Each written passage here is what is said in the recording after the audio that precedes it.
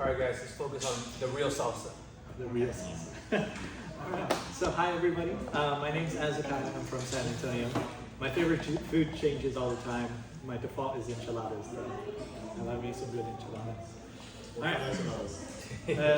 The default is cheese enchiladas with green sauce. And I'm like, that's just a comfort food for me. I don't know what it is. But so this is going to be a brief history of what salsa is, right? There's a lot of history to it. It comes from a lot of different places. I will say that I'm not like a historian or an ethnomusicologist or anything like that, so there may be little anachronisms and inconsistencies here, but I try to capture the general feel of where everything comes from and give you guys a good idea of where everything comes from in the course of it. So, what is salsa? History of the music. We'll start off with salsa doesn't exist. Salsa is not a real music or a real dance. That's over, guys. So we'll start off with that, and we'll keep going. We'll build our way back up to having salsa music, right? So we're gonna start by going back in time to two different places. The first place we're gonna go back to is Africa.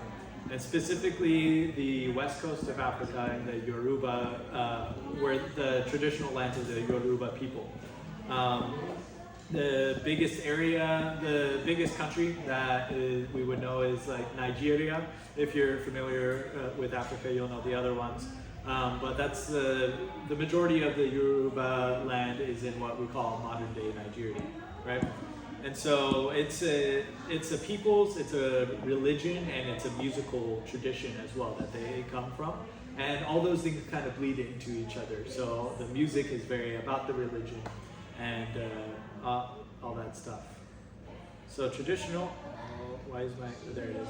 So traditional Yoruba music, let's take a listen to it and hear what we hear in our traditional Yoruba. Here, hopefully this works.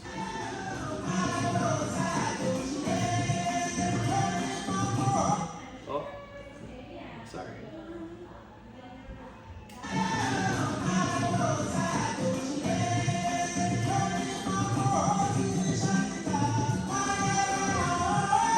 So we can hear that it's backed by a lot of percussion, right? There's a lot of things happening all at the same time. It's just not one drum, many drums going at the same time. We have the lead singer, he's singing in that very high pitched tone, and he's calling something out to the chorus, and the chorus responds to it, right? And if I go back towards the beginning of the video, something else we'll notice is it's not just sung melodies.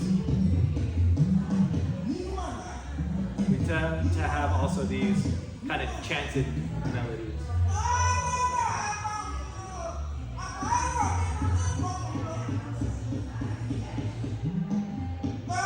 So going back to Africa, right? This is back before pre-colonial days, right? So this would be 1400s, 1500s. This is the backdrop that we're seeing against in our African side of things.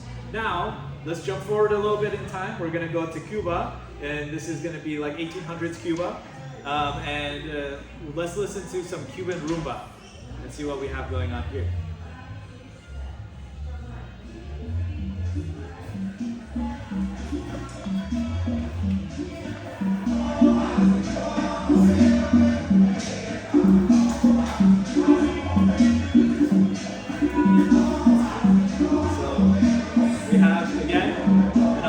Percussion, right?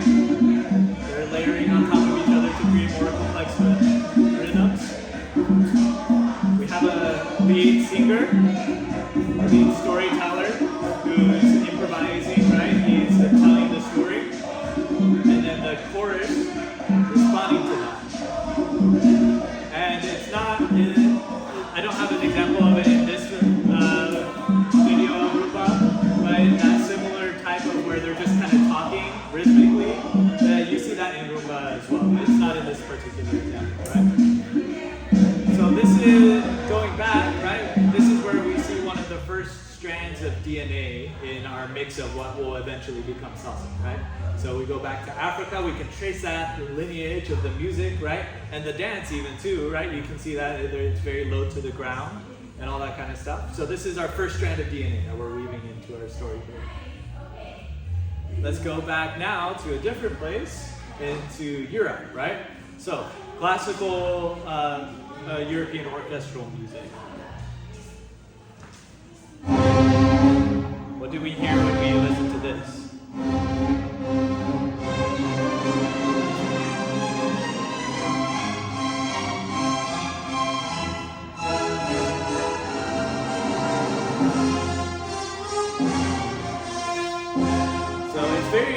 It's very a large contrast from what we were hearing before, right? There's layering, but not as complex rhythmic layering as we see before. What we hear instead is, well, we call harmonic layering, right?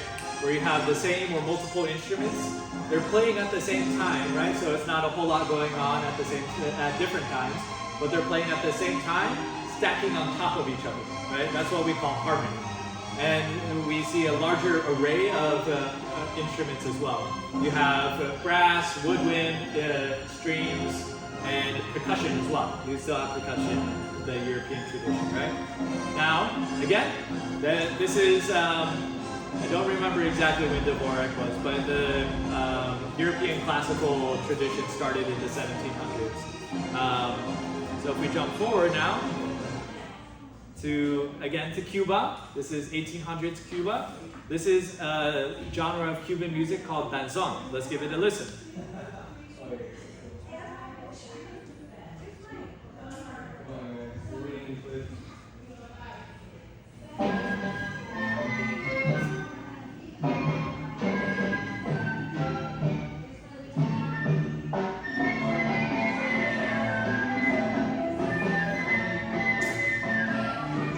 Listening first to the instruments that we have, right? We can hear a flute playing with a big melody on top. We can hear it underlined by percussion. We can hear it accentuated by the strings, right? And there's not really much brass inside of this one in particular, but you do have brass present throughout Cuban danzón, right? So this is another strand of the DNA that we're weaving into our fabric here, right? So we have the evolution from Yoruba, from Africa, Yoruban culture, into the rumba. Guaguancó is a form of rumba. Into the rumba. And then you have the European orchestral music evolving and being brought into Cuba, and then evolving into danzón, right? And so if we're wondering, hey, why is all this happening in Cuba? The answer is slavery. It's it's not a pleasant story, but that's the story of how this all got here, right? Because the Caribbean islands were the central hub of where the slaves were brought to first, right? The South of the United States, we're in America, we think of that, but a lot of them, they got their slaves through the Caribbean, right? That's where they moved up through first. And so, especially Cuba, and that especially we see Yoruban people in particular being taken to Cuba, right? And so you see that there, and of course you have your upper class of the slave owners and the Europeans, who are the colonizers on top of that, who are bringing the European culture, right? So what you see at first is you see a stratification of the types of music. You see the rumba, that call and response, the complex rhythms. You see that out in the fields with the people who are working the fields. And you see danzón, you see it in environments just like that we saw in the video, where it's in the ballrooms and it's all the aristocrats dancing and being very formal about it, right? But we are, even now, while this music is still stratified and separated from each other, we can see that these things start to mix with each other a little bit, right? So if I go forward a little bit, we can see that they first start mixing when it comes to the instruments, right? We have all of these instruments. These were born in Cuba for the most part, right? These weren't directly imported from anywhere else, right? So we have the timbales, right? This is a percussion instrument. It's a skin percussion instrument but it comes from the timpani, right? That boom, boom, boom, boom, right? That we have in the European orchestral music. This is used in danzón, right? So, but we can see it shift and transform once we get to Cuba. Same thing with the tres cubano. That comes a little bit later in our story than the rest of the instruments. But this comes from Spain, from the flamenco, from the guitarists, right? And we can see the more traditional barreled skinned percussion that we have with the bongos and the conga. Those are evolved from the African skinned drums, that, especially in the Yoruban tradition that we see. And then the claves also come from the African tradition, right? And so we see a unique blend of instruments starting to evolve. And then we see a unique blend, an explosion of different genres that are uniquely Cuban evolve as well. So I already talked about rumba a little bit. There's 3 major branches of rumba, Huamanco, Yambu, Colombia, and then a whole bunch of these other ones. I'm not gonna go over all of them, but son, you start seeing more of that mixture between the European and the African influences. Bolero is another one where you see a lot of mixture between the European and the African influences. So these 2 different continents are brought to this one island, and you know things are bound to start mixing up. It's interesting. Yeah, it's very interesting. And not just mix up, but evolve into something new. So out of all of that, right, there's a million things happening in Cuba. How did we get into salsa, right? And so the story of what we would now call salsa really starts probably at the beginning of the 20th century, right? So at the beginning of the 1900s, where you already have all these genres. They're already pretty established, and then we launch into the early 20th century, and we have a very predominant genre of music called son cubano that is spreading across the island, and it's very prevalent in the plantation workers, right? So this is still the peasants' music at this point, but it's becoming more and more popular and starting to make its way into the cities. And when you get into the cities, you start getting into the ears of the aristocrats, right, and the rich. So this is an example of what a son cubano sounds like. So, sorry, disclaimer really quick. They didn't have recording equipment in the year 1909. So this is, son cubano keeps evolving, and so there are some things that in here that you wouldn't hear in like really early son cubano, but this still hits the general idea of it. Alright, so what do we hear here? And what do we see, right? So we can see bongo, that's an African instrument. We can see the conga up in the corner, that's an African instrument. We see a trumpet, that's a European instrument. We see the tres cubano, that's a European instrument. Another tres cubano, I love the tres cubano, it's one of my favorite instruments.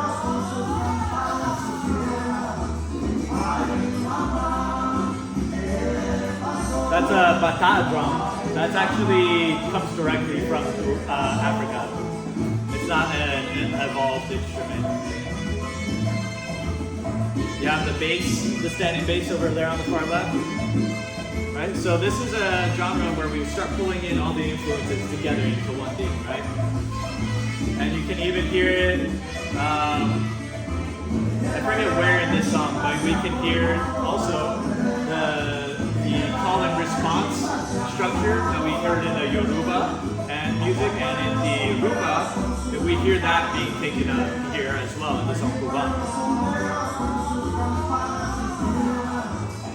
And so here you'll see I said conga a little bit because conga is one of those things where I mentioned that it wasn't part originally of son cubano.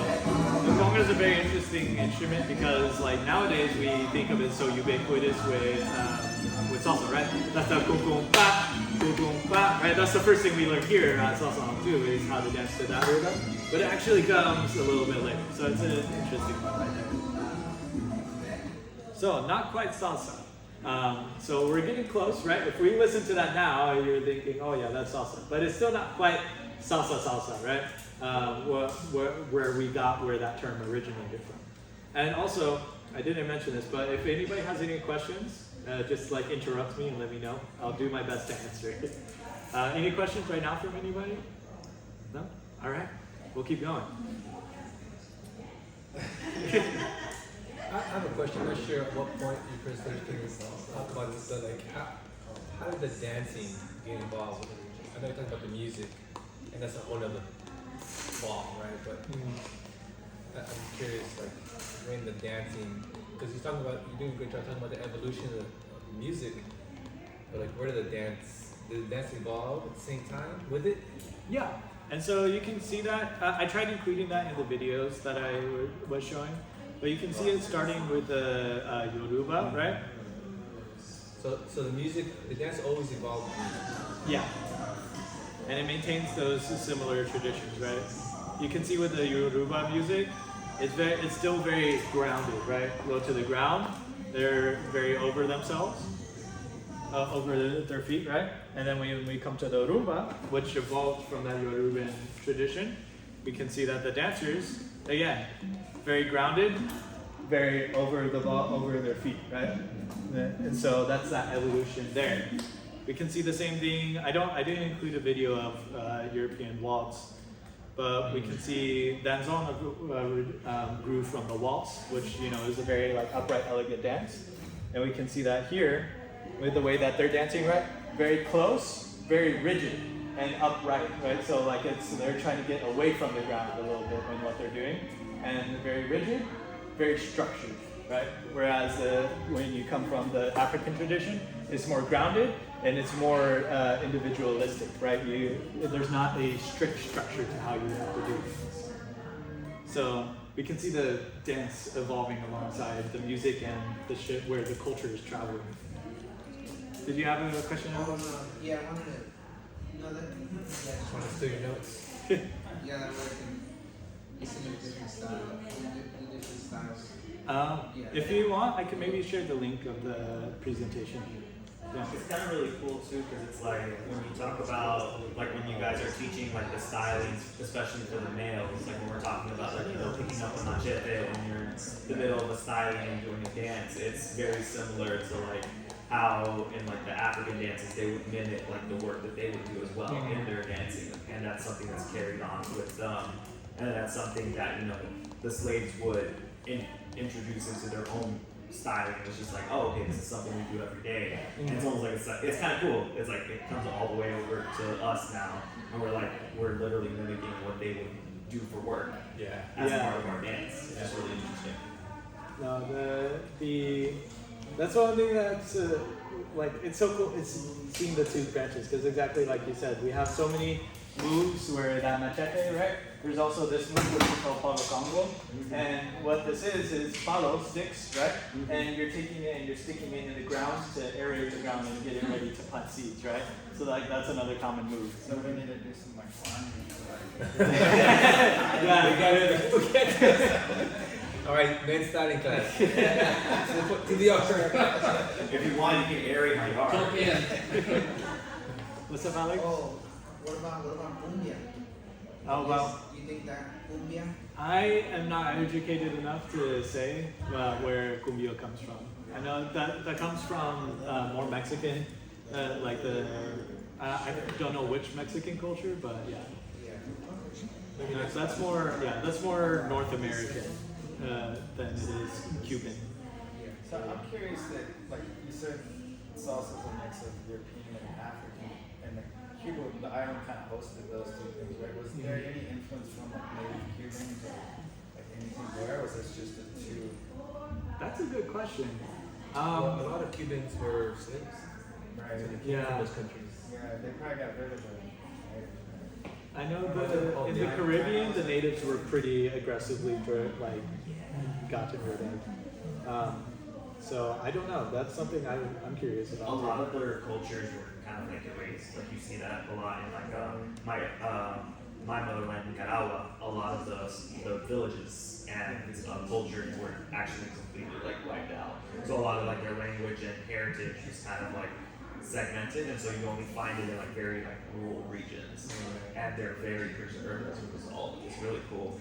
But like in cumbia, actually, the native populations actually did have a lot of influence in it. So when you're looking at like the way that Indians dance, you see like a lot of jumping and a lot of like straight like leg movement, almost like kind of like if you've ever done like sports like high jumps and stuff like that, you'd see like that athleticism displayed in cumbia, but it has like a lot of Spaniard influence with the music and the styling and the way that the counts are actually established. I was a dance minor in college, so Oh, it's wow. just like a lot of this is really cool. So the native people of Cuba were Taino were very like gotten rid of by the Spanish conquistadors, mainly the main guy Cortez. Yeah. And I don't know if it was him or another guy. Sorry, I listened to a podcast recently about the history, so No, it's this just is about like the Aztecs mainly, but they were talking about the conquistadors too. So I think with that group, what they were saying was they were like, hey, we're here to conquer, but they were like, we don't know what you're saying, we're just like dancing around, right? They saw that because there was like silver in abundance on the beaches, so they saw it as a sign from God that they could come, like, hey, come conquer. And so they were like, I think whenever the first guy that came to like conquer and everything, he wrote back to Isabella of Castile. He said, he's like, the Taino are so amazing, they're sharing their food, their land, their women with us, right? They're gonna make great slaves. And so when he went back to Spain, they brought back an army to conquer. Yeah. So, but there's still, I remember what the professor said, there's still a population in New York City that they've said are Taino, like still existing, but they're a very, very small group. I know there's also in Puerto Rico, there's Taino people there as well.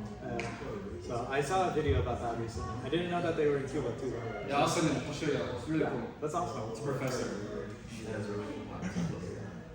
And like another interesting thing, so is that and this is less like African European and more just like peasant aristocrat dynamic. But you'll see a lot of peasant culture and like dance very rooted in everyday things or rooted in worship of the gods. Whereas aristocrat culture is very more intellectually based and based in pursuits of forms, right? That's where like we talk about lines in salsa, but that really comes from Europe and from ballroom dance and that kind of thing, right? Where we're trying to fit a idealized form of something rather than trying to express a movement if that makes sense. So that's an interesting. There's so many interesting things. I love that you guys are nerds about this too. This is cool. All right, so Back on track, right? yeah. So we're still not quite salsa, right? Salsa doesn't exist. We'll get there. So here's where we're gonna have our first name and major player, and this was where I was saying we start in the early 1900s, and this is Arsenio Rodriguez from Matanzas, Cuba, and he, you'll see if you research a lot of the people in the early days of like Cubans going to New York, you'll see a lot of people from Havana and from Matanzas. But Matanzas is like some like rural farming state. It's really interesting. Whereas Havana is, a cultural center. So he was born in Matanzas region. He was blinded at a very young age by being kicked by a donkey, and he was taught music by his brother. And since that was something that he was able to latch onto because he wasn't able to do much because he was blind. He became what we call the conga is really a series of 3 drums. There's the quinto, which is the small one, the tumbadora, which is the big one, and the tumbadora is the middle one, tumbao is the big one, and then the tres, which is that guitar-like instrument that we saw earlier. That it's called a tres because it's 6 strings in 3 pairs, and so it sounds like a guitar and a mandolin together. It produces this twangy sound that's really cool.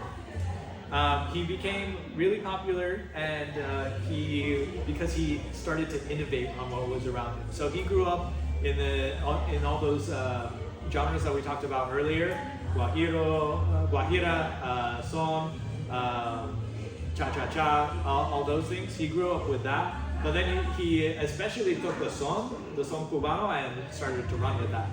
And so he did two things. He evolved the format that you saw with the son cubano, and he evolved the format of the song into what we now call the son montuno. And so we see in a traditional son band, we don't see a whole lot of instruments. It's typically very limited. Like I said, we don't normally see the congas in there, but we do see trumpet, tres, guitar, clave, maraca, bongo, and bass. The conjunto, we started to introduce the timbales, which is European instrument, the conga, which is an African influence instrument, the piano, Europe. We have the tres and the guitar, which is the European. We have cowbell, trumpets, bongo, bass, and sometimes you even have clave, maraca. Sometimes you even have flute in there, sometimes. And so he also expanded on the format of the son cubano. In a son cubano, it's typically very simple structure where you have a verse where the cantante is going and telling the story, and then you get into a coro de pregón, where it's the cantante, he's still going doing his thing, and then with the coro repeating the thing, and then you'll have a solo with like a tres typically, and then it will come back down, repeat that same structure on the way down. He introduced the mambo section, and we'll get into all the other sections that he laid here. But what we see is that the structure that he laid out for his son montuno is what carried forward and allowed the growth of salsa, and that's what we kind of recognize as the structure of salsa today. So here's one of the very first son montunos that we had. This is by Azakiah.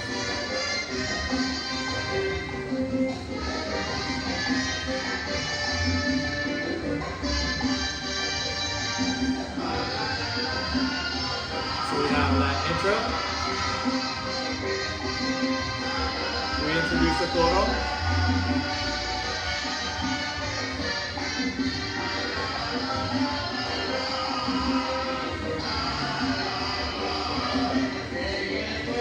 That choral section is very influenced by rumba. Then we have the verse.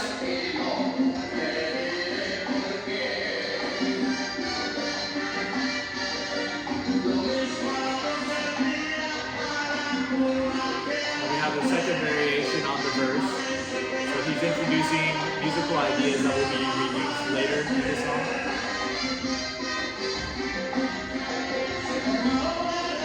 Goes back to the first harmonic variation of the verse.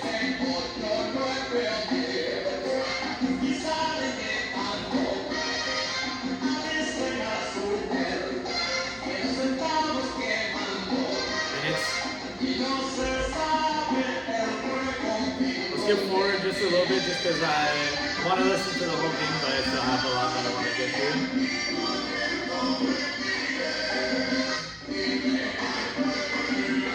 So then this is the coro y pregón, where the sonero goes.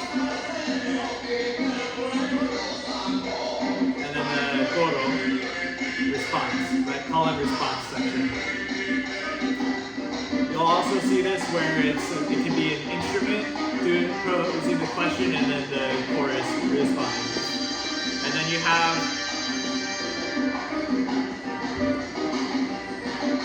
a conga solo, conga solo. Sometimes I can't tell the difference between bongo and conga with these recordings.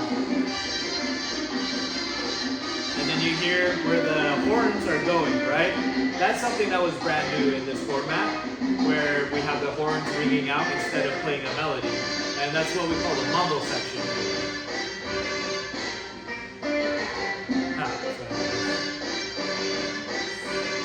Oh yeah, the other name for the montuno is that, for that coro pregón is the montuno.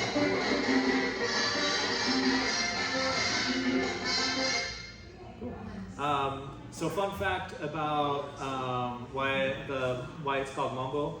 Arsenio Rodriguez, his family's so he's from Cuba, but his family's not from the Yoruba region. His family is from the Conga region, and I forget the name of the ethnic group. But but so he comes from a different religious background than the majority of the peasantry of Cuba, and so that mambo word comes from that religion that he's from, and it has to. Depending on who you ask, there are different meanings to the word. The two common ones are saying that it's like invoking fire, right? So like it's very powerful, it's invoking fire. And then the other one is saying that it's invoking a god, which is very similar, right? But it's a different interpretation of it. But why he started saying mambo is because, again, he had a different religious context from his family, where diablo, in a lot of religions outside of Christianity, the idea of like hell or the devil isn't necessarily like an evil thing. It's just a part of the way that things are, and so that's where the context he came from. So when he would go and play his concerts, and he gets to this really strong section, he would yell "Diablo!" And Cuba was very Catholic at the time. Did not go over well. So he changed it to calling it mambo. So when he got to the really strong section, he would yell out mambo. And so that's where we get that mambo introduced to the vernacular here. So mambo came from kind of that religion, but also signified different energy of the music, which later evolved in New York, right? Yeah. So mambo started off as just a section of the music, instead of being known as its own genre. But so at this point, a little bit like early mid 1900s, we see that Cuba and the United States start having a stronger relationship with each other. And at this point, Cuba was almost like Florida, right? You would just go there for vacation and you go hang out on the beach and stuff, right? So there was a lot of cultural exchange happening there. And Cuba has always had a very strong culture of preserving the arts and investing in the arts, and so they were producing lots of really strong musicians, and so then that established a cultural trade with New York City, which also had some of our strongest musicians at the time too. So you would see musicians going from New York to Cuba and from Cuba to New York, and so Cuba goes to New York City here. And one individual in particular, Mario Bauza from Havana. He was a child prodigy on the clarinet, and he was with Havana Symphony, which was one of the top symphonies of the time. And he went to New York City to record there. And while he was there, he had a cousin that he was staying with. I think I wrote down that Antonio Machin name. I don't remember who that is. I made this a while ago. I think that was his cousin. Who was a performer of Manicero. I should have it's a really popular song that brought Cuban music to the United States. So he was staying with his cousin who lived in Harlem. And Harlem, this is the 1920s. And so Harlem is bumping with jive and Lindy Hop and that really fast jazz, right? And so Mario Bauza, he went there and he was in Harlem and he was hearing that out on the streets, and when he would go out with his cousin at night, he said, "Man, this is so cool." He's like, "I want to do that." So he went back to Cuba, but from that moment on, he was like, "I want to go to New York and learn jazz." And that's what he did. He went back to to New York City and lived in New York City, and he learned jazz, and that's how Afro-Cuban jazz was born. And this is regarded as one of the first Afro-Cuban jazz songs.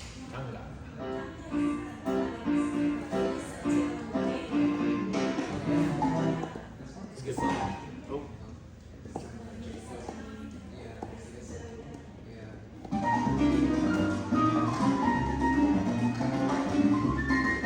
But the piano by itself, right? You're like, that's jazz. But it still has that underlayment of the percussion that we get from Cuba, right?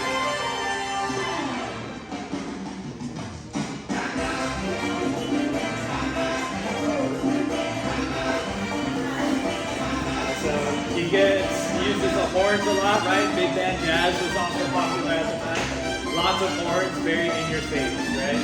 So this is where Afro-Cuban jazz was born. And what eventually we would call mambo. So our next big figure, Afro-Cuban jazz, which is what we eventually would call mambo. Or most of it is what we would call mambo. So next, our next person is Machito. If you know salsa music, you'll probably know who Machito is and not Mario Bauza, and you're like, why didn't you mention Machito first? It's because Machito was the name and the face of the band, but Mario Bauza was the guy who wrote all the music and directed the band behind the scenes. But he didn't like being up in front of the people. So the name of the band was Machito and the Afro-Cubans. But Mario Bauza was the one doing all the instrumentation and orchestration behind the work, behind the scenes. So, quick bio of him here. So yeah, he was given that name of Macho from an early age.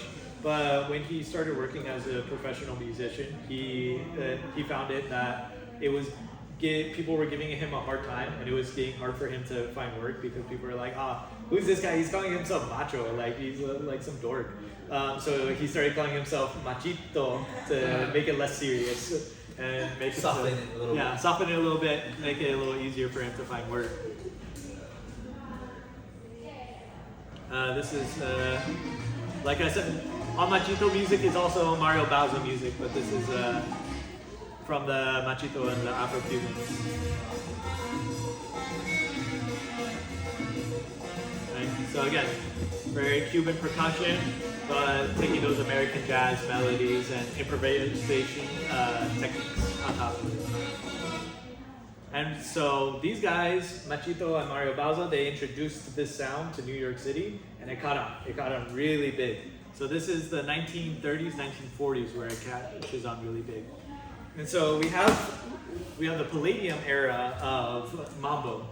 And so the Palladium was a ballroom in New York City. It was on Broadway and I forget the other street, but it's an office building now.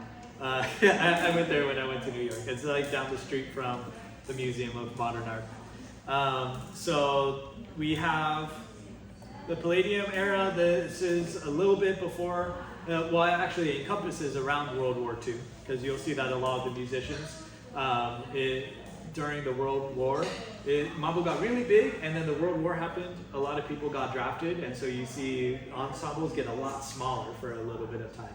But then everybody gets back from the war, and ensembles get really big again. And so it got really big in New York, but rose across the globe as well.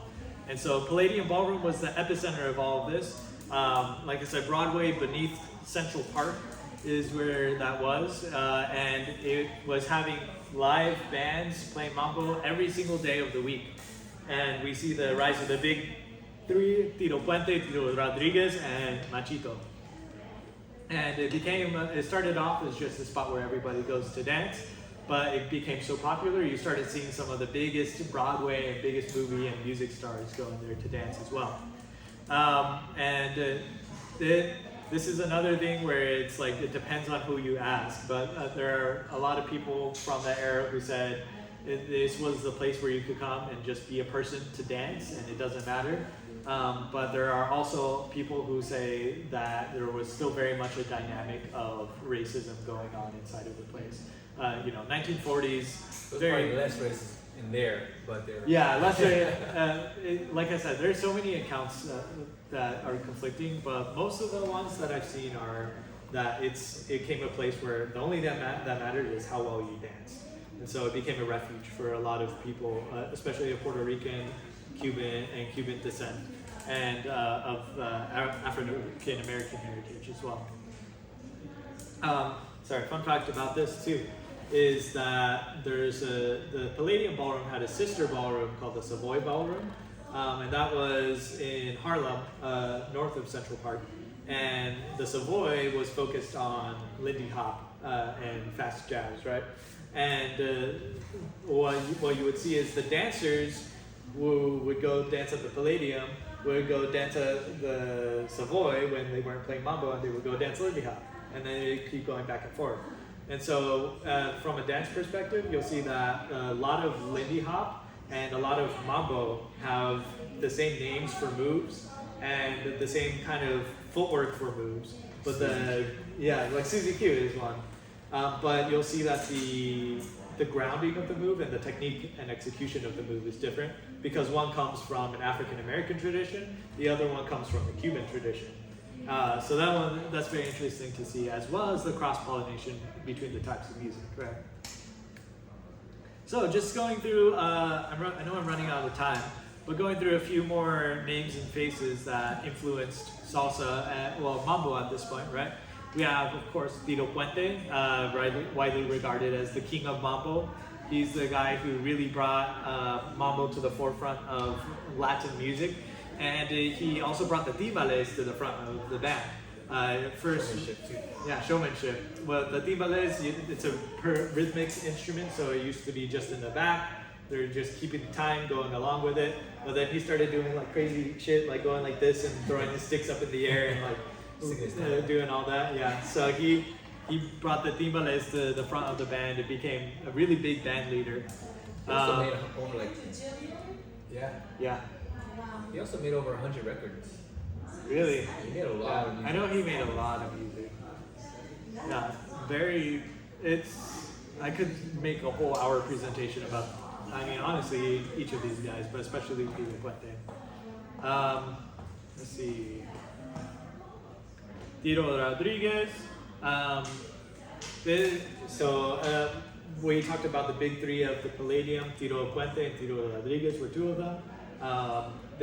People said that there was a rivalry between the two because you had the two Titos who played at the same place and were the two biggest guys there.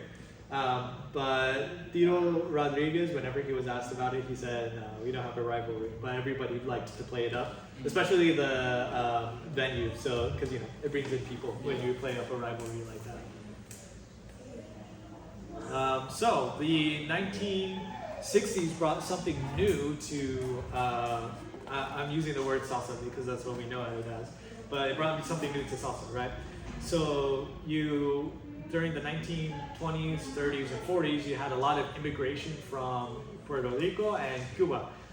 So you had a lot of, first generation immigrants who knew those musical traditions and those dance traditions really well, and that's what they grew up with, right?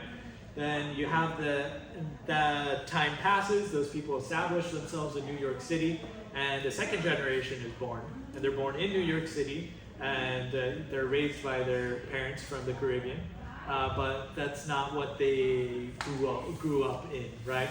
So this generation is often referred to as the New Yorkers, and they wanted to create something for themselves. They're in this new place, a place separate culturally from where their parents were. And so you see the rise of something called Boogaloo, which was kind of a short-lived movement, but it blew up like really crazy. You saw it mixing with funk and R&B of the time. And this is a really popular song, Boogaloo song, one of the most popular.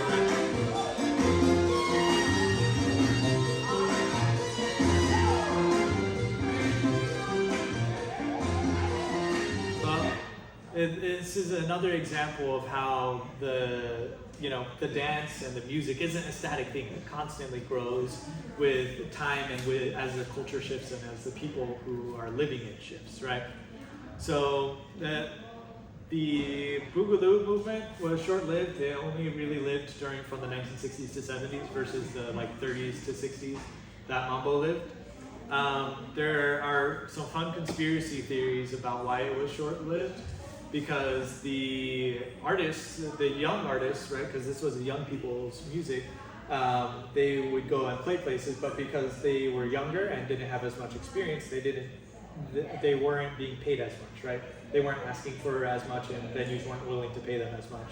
So the venues were making good money off of them, whereas the old guard, who valued their work more and demanded to be paid more, were mad because, hey, why are we not getting booked as much anymore when, you know, with this new wave of things? So there are conspiracy theories that the old guard of music, of mambo, conspired with the record labels to kind of snuff out Boogaloo, because it ended pretty suddenly. Like, it was super huge and then it died down right away. But there's, of course, you know, the less exciting answers of that's just how cultural trends work. But fun conspiracy theories with that one. And then this is where I'll leave off my presentation, because from here things grow a lot. But we see the rise of an empire and the birth of what we now call salsa, right? And that empire is Fania Records, right? So, man, I don't have it written down. I don't remember exactly the details about it. But record label that was founded in New York City and just started collecting the hottest people in Afro-Cuban music that they could find, right? And especially people who were more in the traditional type of music, not boogaloo. And these guys started blowing up not just New York City, but the whole world. This is where you see the formation of Fania All-Stars, where they would go and travel as a group with all the biggest names in this record label around the world. And this group is also where you see the birth of the word salsa used to describe Afro-Cuban music. And again, there are so many theories about things, but the most credible one that I've seen is that it was invented as a marketing term, because you're trying to take it to a larger non-Cuban audience. They're not going to care about if something's a cha-cha-cha, guajira, bolero, whatever. Yeah, so just wrap it all up in a nice bow called salsa and say, this is Latin music, right? And so that's where you see that. And you actually saw, so that came a few years into the Fania years, and you actually saw some resentment from some of the original artists that were signed on to the salsa, because they really respected the music. Like, some of these guys had dedicated their lives to, and like went and traveled to Cuba for years and years to learn the Cuban forms. And then they were like, oh, what the hell, man? You're gonna come in here and take all this, yeah, this vast, rich culture and reduce it down to salsa, right? So, food. Yeah. No, Tito Puente is famous for saying salsa is a food. I don't play salsa music. So that's where we saw salsa really go global, and this is during the late 60s into the 70s. And from here, it evolves in a million different directions. You have, that's why I stopped my presentation here, because you have so many directions that it goes from here.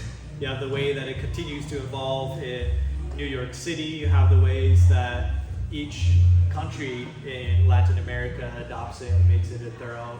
And you start seeing it mixing a lot with cumbia, for example. You see it go out to, you see it stay in Cuba and evolve into what we call timba.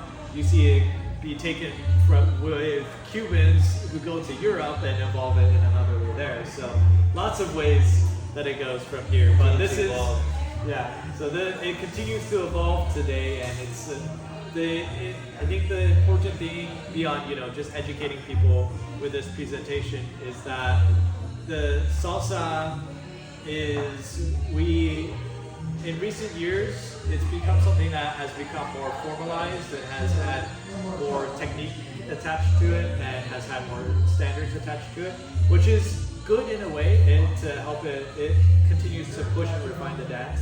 But at the end of the day, what we call salsa is a living, breathing thing, right? And it's not something that we learn and that is, pushed onto us. What we do is salsa, right? Because salsa is ultimately, at the end of the day, a result of this buildup of culture and cultures mixing with each other. And you can't say it belongs to any one specific group or any specific people, because it's an emergent thing from all these different ways. And so Music lawnmower too, right? yeah. So that's just something to think about, right? And not beyond salsa too. How does what you do, what you participate in, what's the effect on the culture and how the practice is behind it. How important is it to learn the background of those so that you can understand how the culture needs to be affected going forward. So that's my cheesy line that I say to end off the presentation, because I started off with the question, what is salsa? You are salsa. Mario Salsa. Thank you, man. Thank you guys. Next time we gotta like order pizza or something. You know what I mean? Hopefully you guys enjoyed that. That was awesome. I know that you guys are nerds too.